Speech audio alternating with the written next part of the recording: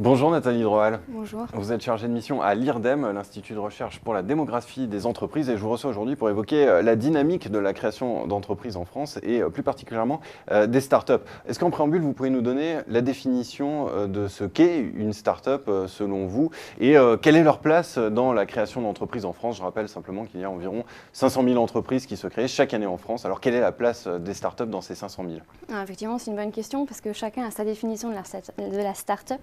Alors à l'IRDEM, on préfère adopter une définition plutôt restrictive qui est aussi celle du GEM, donc le Global Entrepreneurship Monitor, donc qui regarde tous les pays de l'OCDE qui spécialisent de l'entrepreneuriat.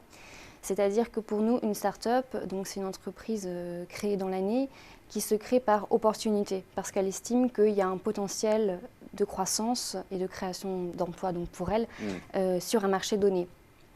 Par opposition aux entreprises qui sont créées par nécessité, c'est-à-dire les personnes qui créent leur entreprise, mais en fait où elles n'emploient qu'elles-mêmes, voilà, elles créent leur propre emploi. Les entreprises sans salariés, c'est le cas des auto-entrepreneurs dans l'immense majorité par exemple. Par exemple. Et donc, vous disiez qu'il y a 500 000 entreprises créées chaque année. Alors ce qu'il faut savoir, c'est que sur ces 500 000, la plupart n'emploient pas de salariés. Il n'y en a que 26 000, soit moins de 6%, qui emploient des salariés. Et sur ces 26 000, on peut estimer qu'il y en a à peu près 2 000 qui ont un véritable potentiel de croissance et donc on peut considérer comme des startups. 2 000, c'est assez peu finalement. Assez peu, assez peu. Et est-ce qu'on sait dans quel secteur se créent ces 2 000 entreprises? Est-ce que c'est plutôt dans l'économie, on va dire, classique, l'économie numérique? Finalement, est-ce qu'on peut faire une distinction entre économie numérique et économie classique? Alors malheureusement, en fait, l'INSEE ne s'intéresse pas spécialement aux entreprises à forte croissance que sont les startups. Mais ce qu'on peut regarder, c'est la création nette d'emplois dans l'économie pour les années à venir. Quelles sont les projections? France Stratégie a sorti une note il n'y a pas très longtemps regardant les créations nettes d'emplois entre 2012 et 2022. Et on voit que sur 1,5 million d'emplois nets créés, en réalité, il n'y en a que 90 000 qui vont être créés pour des ingénieurs dans l'informatique ou la communication. Donc on voit que si on prend la définition très stricte de l'INSEE, qui est que l'économie numérique, ce sont les producteurs de technologies de l'information et de la communication, en fait leur part est relativement faible dans la création nette d'emplois. On voit que c'est le cas également aux États-Unis, puisque sur 16 millions d'emplois qui vont être créés là-bas, seulement 140 000 vont être en termes de développement de logiciels, etc. Mais si on a une approche un peu plus large et qu'on regarde les entreprises qui vont utiliser de manière intensive ces technologies de la communication, on remarque qu'effectivement, elles vont être très fortement créatrices d'emplois. Alors on a effectivement beaucoup d'exemples qu'on connaît de la vie quotidienne. On pourrait se dire finalement que ces entreprises ne sont pas destructrices d'emplois, alors qu'on pourrait penser que c'est le cas étant donné qu'elles revisitent, qu'elles restructurent des secteurs de l'économie en revisitant les business models.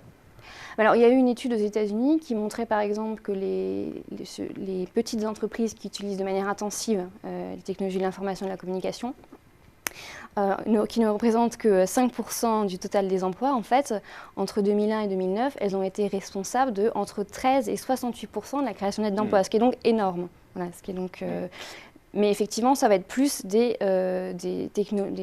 innovations d'usage que des innovations de technologie. Et après, sur l'ensemble, effectivement, c'est difficile de dire précisément combien de destruction, combien de création, mais on voit que ça encourage l'ensemble du dynamisme économique. Alors, pour que ces startups elles deviennent véritablement pourvoyeuses d'emplois, il faudrait les faire grandir. Comment faire? Quels sont les points de blocage à lever?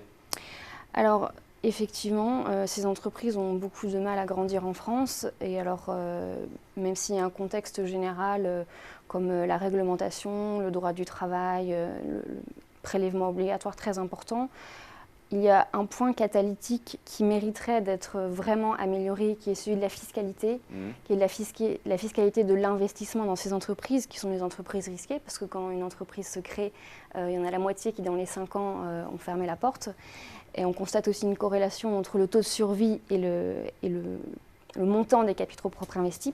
Donc il faut effectivement relancer l'investissement par des dispositifs fiscaux qui font que l'investisseur a un intérêt à investir et qu'il est correctement rémunéré. Qu'ils soient encouragés à financer. Qu'ils soient encouragés dans les startups et non pas dans l'assurance vie, dans les œuvres d'art, dans l'immobilier, voilà, comme c'est le cas à l'heure actuelle. Donc ce qu'il faudrait, c'est des incitations à l'entrée comme au Royaume-Uni, avec des plafonds beaucoup plus importants, où vous puissiez investir jusqu'à 1 million d'euros dans une start-up et que vous ayez une déduction d'impôt on va dire de 30 à 50% du montant investi. Et il faudrait aussi que dans ces startups qui sont éminemment risquées, au bout de peut-être 2-3 années de détention, il y ait une taxation sur les plus-values qui soit faible, voire même supprimée, parce qu'on a vraiment besoin de ces entreprises pour créer de l'emploi. Eh bien, Nathalie Droal, merci de cet éclairage sur les startups. Merci. Merci à vous.